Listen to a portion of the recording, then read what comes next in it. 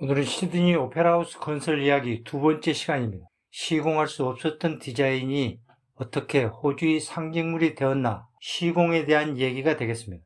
요누전의 국제 공모전 우승작은 그의 아이디어를 스케치로 나타낸 도면입니다. 당시 기술로는 시공 불가능해 보였던 그런 도면이었고, 당시의 유명한 건축가인 프랭크 로이드 라이트는 무모한 디자인이라고 얘기를 했습니다. 나중에 여러 사람들이 얘기할 때 심사위원 속에 엔지니어가 한 명도 참석하지 않았기 때문에 시공성이 전혀 없는 그러한 도면을 우승작으로 만들었다는 얘기를 합니다. 이 건물은 4년 계획이 14년 반이 걸린 완성이 되었고, 비용도 처음 예산의 15배를 쓰고 완성이 되었던 겁니다. 이렇게 비용과 시간이 많이 투입이 됐던 이유는 시대에 앞선 기술이 필요했던 그러한 건축물을 포기하지 않고 끝까지 매달리면서 호주 정부와 관계가 심각하게 악화되고, 그러한 과정에서 자신이 희생되면서까지 자신의 원창작물을 고집했던, 그랬기 때문에 원했던 결과를 얻게 되어서 호주와 시드니의 상징물이 되어서 많은 관광객을 불러들이고 있는 그러한 건축물이 된 겁니다. 이 시드니 오페라 하우스의 재원은 1959년 3월 착공이 되고 나서 예상보다 많은 비용이 투입이 되면서 주정부 지원 예산으로는 감당할 수가 없었습니다. 그래서 1960년 복권을 판매해서 재원을 충당을 한 거죠. 그런데 이 복권 판매와 관련돼서는 비극적 사건이 있습니다. 그 당시 이 복권에 대한 추첨을 하는 게 굉장히 투명하다, 이런 걸 보여주기 위해서 당첨자들의 개인 신상 정보를 신문기사 1면에 발표를 했던 겁니다. 그 시절에는 당첨자의 프라이버시가 중요하다, 이런 거를 생각을 안 했기 때문에 그렇게 됐던 거고, 그래서 10번째 복권 당첨자 결과가 6월 1일 발표가 됐는데 1등 상금은 10만 파운드, 요즘 돈으로 한 25억 원 정도 되는 큰 금액이었습니다. 이 상금이 다음 달 7월 7일 지급이 된다는 그러한 내용까지 전부 발표가 되었기 때문에 상금을 받는 날 7월 7일 아침에 이 당첨자의 8살 난 아들이 학교 등교하는 길에 납치를 당하게 됩니다. 범인들이 몸값으로 2만 5천 파운드, 우리 같은 지금 돈으로 한 5억 원쯤의 몸값을 요구하는 거죠. 아침 등굣길에 애가 실종이 됐기 때문에 어머니가 경찰에 신고를 했고, 납치 소년의 아버지는 방문 판매를 하는 영업사원이었기 때문에 집에 없었습니다. 그래서 어머니 신고를 받고 달려온 경찰들이 집에서 여러 가지 묻고 조사를 하는 그 사이에 납치범으로부터 전화가 왔어요. 그래서 소년이 아버지로 가장을 한 경찰이 전화를 받았습니다. 그런데 이 경찰은 납치범이 5시까지 2만 5천 파운드의 돈을 준비를 하라는 얘기를 듣고 복권에 당첨된 사실을 몰랐기 때문에 그러한 돈을 어떻게 준비하는지 의문을 표시한 거죠. 어쨌거나 납치범은 오후 5시까지 돈을 준비하지 않으면 애를 바다에 던져버리겠다라고 얘기를 합니다. 경찰들이 집에 대기를 하면서 납치범의 전화를 저녁에 기다렸는데 저녁 늦게 납치범으로부터 전화가 왔습니다. 그런데 이 전화를 받은 경찰도 소년의 아버지로 가장을 했습니다. 그런데 아침에 전화를 받았던 경찰과 저녁에 전화를 받았던 경찰이 다른 사람이었어요. 더군다나 이 몸값을 요구하는 최초의 범죄였기 때문에 매스컴에서 크게 보도를 이미 했던 겁니다. 그래서 저녁 늦게 납치범으로부터 온 전화가 얘기를 하는 도중에 갑자기 전화가 끊어지고 그 이후 연락이 끊겼습니다. 매스컴으로부터 대대적인 보도가 있고 많은 보상금이 걸리고 했기 때문에 많은 엉터리 제보들도 들어왔고, 그 이후 몇 주가 지나서 이 아들은 담요에 쌓인 채로 시신으로 발견이 됩니다. 그래서 그 담요에 쌓인 여러 가지 증거를 가지고 최초의 포렌식 수사를 해서 범인을 검거하게 됩니다. 그래서 이 사건은 최초의 몸값을 요구하는 납치라는 것과 그다음에 포렌식 수사로 범인을 검거한 걸로 그게 그때 매스컴을 많이 탔던 사건입니다. 주요 참여자들을 살펴본다면 발주자이자 스폰서인 호주 뉴사우스웨일즈 주정부와 여기서 임명한 3명의 집행위원회가 있었습니다. 이 집행위원회가 전체를 감독하고 지휘를 하도록 만든 기구였는데 이 위원회가 제대로 역할을 하지를 못했습니다. 건축가로는 우승작품을 낸 우존이 나중에 전체적인 지휘를 하는 건축가 역할을 했습니다.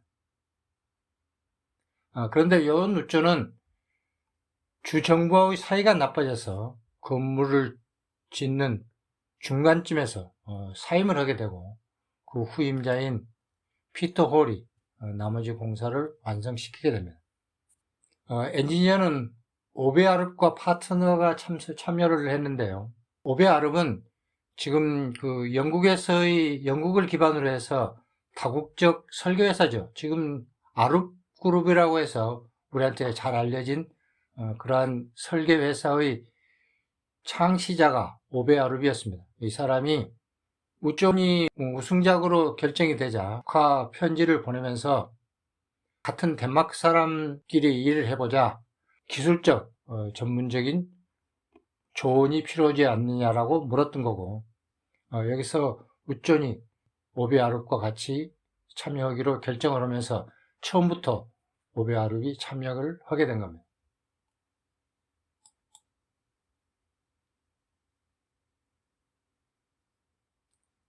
시공사는 전부 호주 시공사들이 참여를 하게 됐는데요. 이 공사를 크게 3가지로 분류를 해본다면 1단계 연단에서는 11엔 12회사가, 그리고 2단계 지붕과 3단계 인테리어에서는 호니브 그룹이 참여를 했습니다.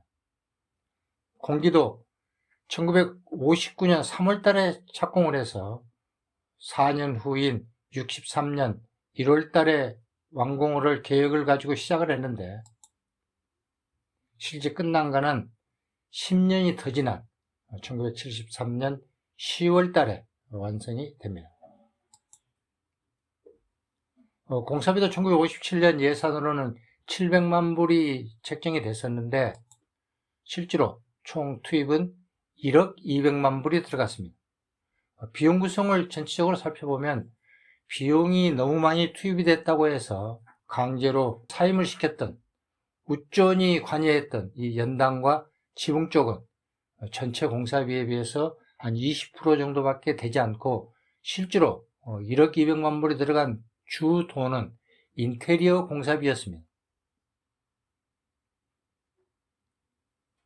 1958년 12월 건물을 철거하고 59년 3월 공사에 착공을 하게 됩니다.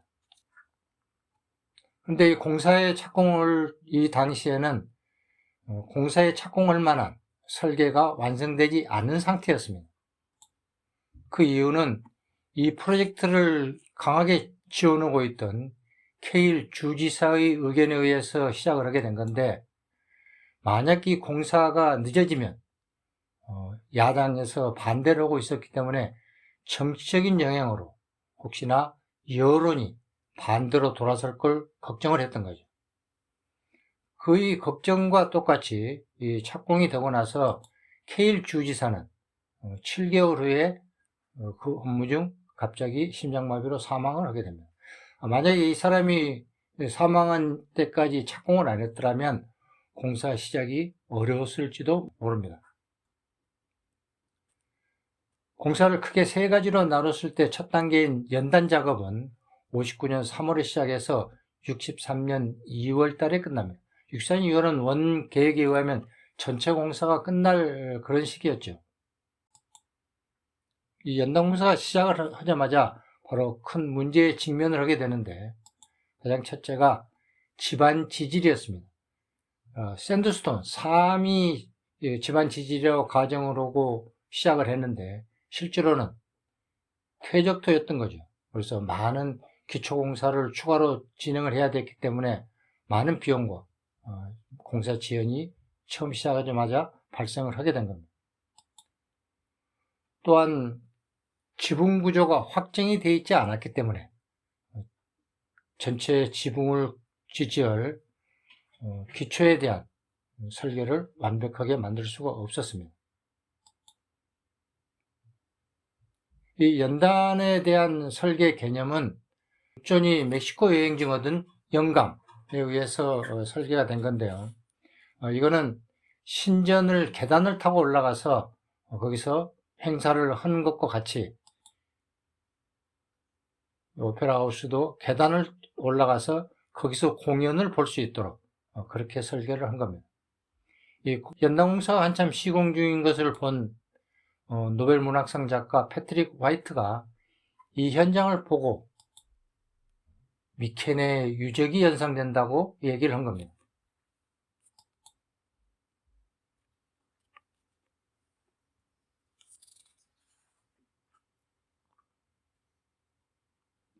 지붕공사는 처음 1957년 1월 공모 승작이 발표됐을 때는 단순한 스케치였기 때문에 이것이 좀 더 구체화된 도면이 필요했던 겁니다.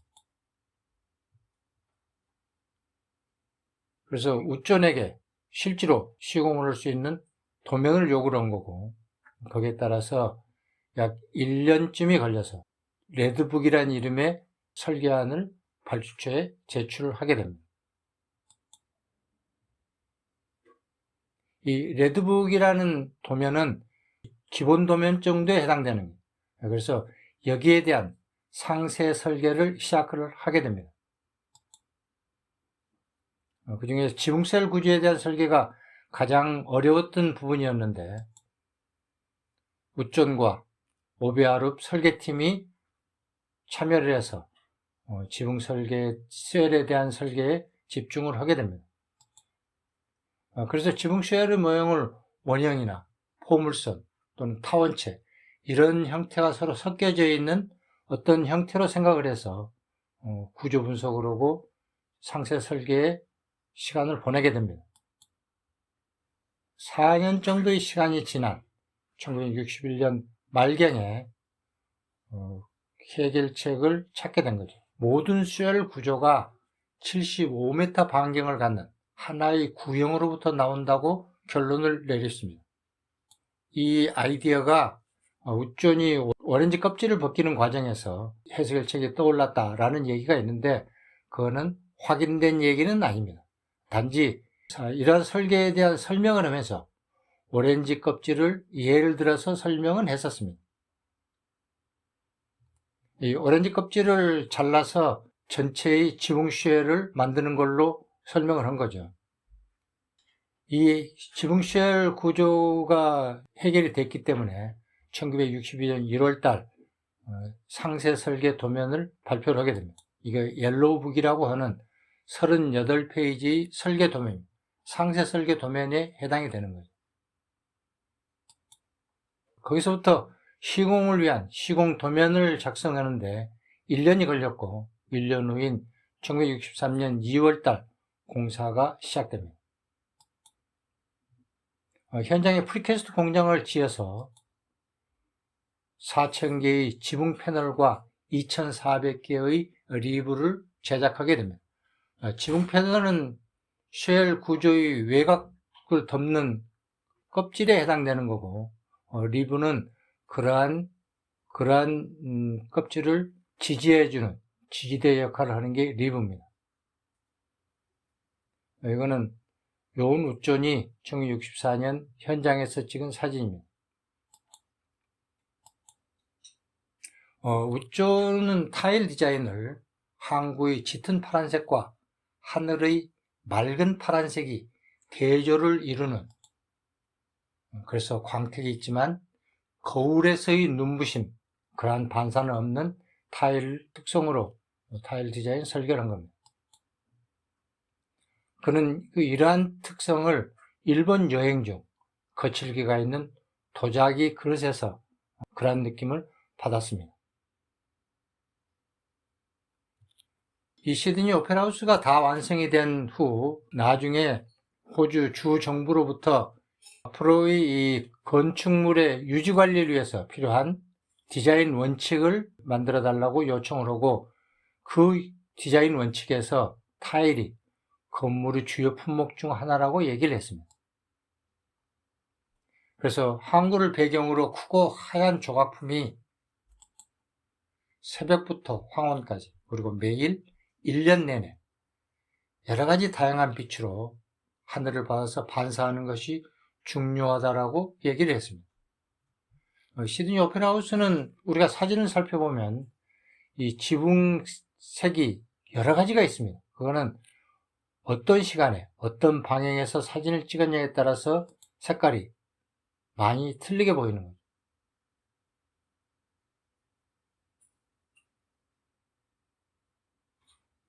타일의 제작을 스웨덴의 세라믹 제조회사인 호가나스와 계약을 맺고, 호가나스가 이 타일에 대한 연구를 시작합니다. 3년간의 연구 개발, 시제품을 만들면은 우존에게 보여주고 어떤가 물어봤고, 우존이 아직은 아니다 해서 3년이나 걸려서 연구 개발이 완성이 됐습니다. 이거는 세석이 포함된 점토를 이용한 그러한 타일이었습니다.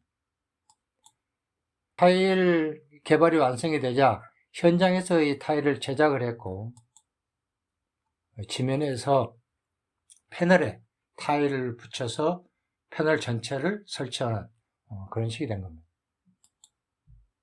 이 타일은 12cm 정사각형 세라믹 타일 100만 개 정도가 들어갔습니다. 2013년 시설물을 업그레이드하기 위해서 기금을 마련하기 위한 시드니 오페라 하우스 지붕에 들어가 있는 세라믹 타일을 판매를 하게 됩니다. 일반인들에게 12만 5천 개의 타일을 판매했는데, 이거는 그 타일을 뜯어서 개인한테 주는 게 아니고, 타일은 그 자리에 두고 사진으로만 소유하는 식으로 판매를 했던 겁니다.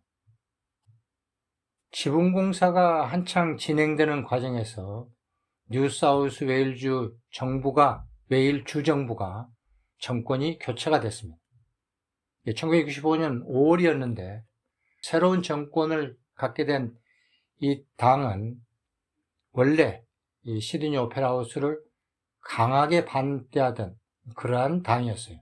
더군다나 이 전체 프로젝트를 책임진 공공사업부 장관은 그 중에서 가장 반대를 심하게 했던 그러한 사람이었어요. 결국은 비용이 너무 많이 들어가고 공사가 늦게 진행되는 것이 우존의 무능력 때문에 그렇다라고 붙여서 이 사람에게 모든 비용 지급을 중단을 했기 때문에 우존이 사임 의사를 표명을 했습니다.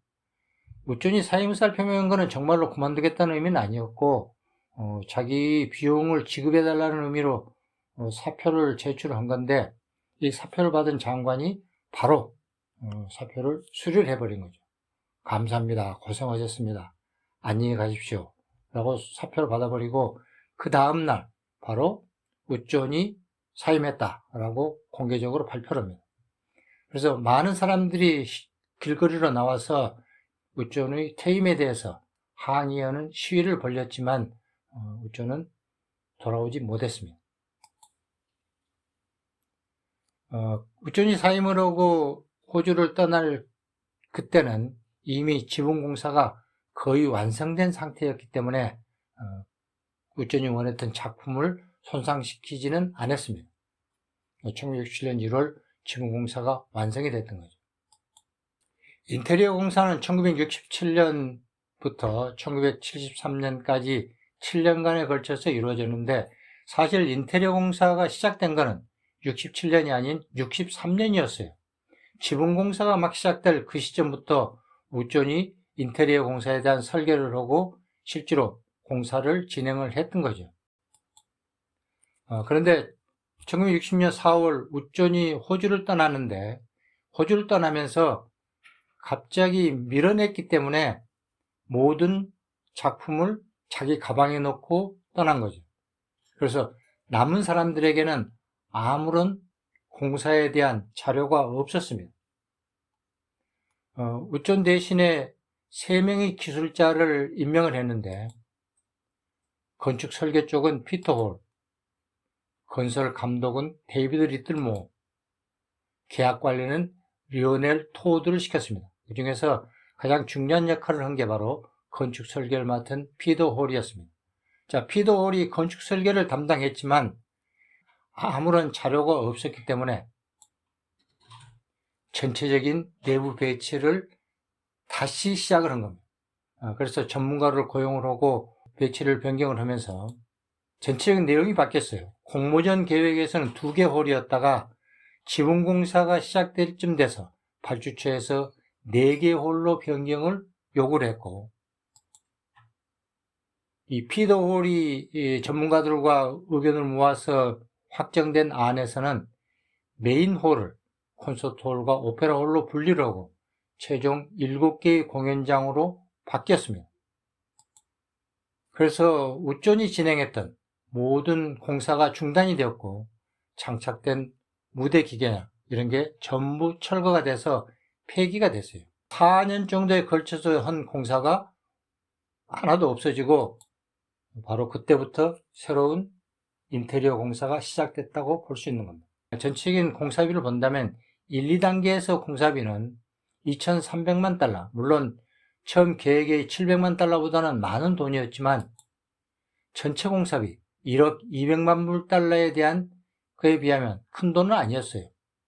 이 1억 200만 불의 대부분은 3단계 공사에 들어갔던 거고 바로 인테리어, 무대 장비, 조명, 오르간 이런 비용들이었던 거죠. 개장은 1973년 10월 20일 엘리자베스 2세 여왕에 의해서 개장이 됩니다.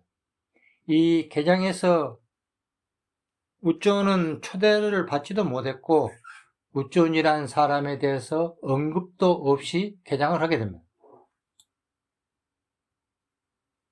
오랜 시간이 지나 1973년 개장이 되고 그 후 26년이 더 지난 다음에 뉴사우스 웨일즈 주 정부에서 우존에게 다시 참여를 요청을 한 겁니다. 그래서 오페라 하우스를 향후 유지관리를 하는 데 필요한 변경과 개선에 대한 어떠한 지침서를 만들어 달라고 요구를 한 거고 디자인 원칙이라는 제목으로 이런 지침서를 제공을 하게 됩니다. 그리고 2004년에는 리셉션 홀을 우존에게 재설계를 의뢰해서 우존 룸을 만들었습니다. 이 리셉션 홀은 조그만 한 200명 정도가 모여서 작은 공연이나 이런 걸 할 수 있는 그런 조그만 홀이에요. 이건 우존을 위해서 우존 룸으로 만들어 준 겁니다. 무능력하다고 중간에 쫓겨났지만 시드니 오페라 하우스가 다 끝나고 굉장히 인기를 얻게 됐는데 그런 거에 힘입어서 2003년 우존은 프리츠커 상을 수상하게 됩니다. 2007년에는 유네스코 세계유산에 등재를 하게 되죠. 2018년 딜로이트 보고서에 의하면 이 시드니 오페라 하우스는 62억 달러의 가치를 가진 건축물이다라고 평가를 합니다. 여기에는 경제적, 문화적, 상징적, 브랜드와 디지털 가치가 모두 포함된 그러한 것입니다. 이 시드니 오페라 하우스는 연간 방문객이 1,000만 명이 넘고 2,500개 이상의 공연을 하고 관광 수입만 10억 달러, 경제적 기여도가 12억 달러에 이르는 호주의 상징물이 되어 있는 겁니다. 이렇게 시드니 오페라 하우스가 호주나 시드니의 상징물이 된 것은 우존이 자신을 희생하면서도 작품의 창작성을 유지했다는 거하고 이러한 우존을 도와서 포기하지 않고 끝까지 지원한 엔지니어링의 성과라고 볼 수가 있는 겁니다.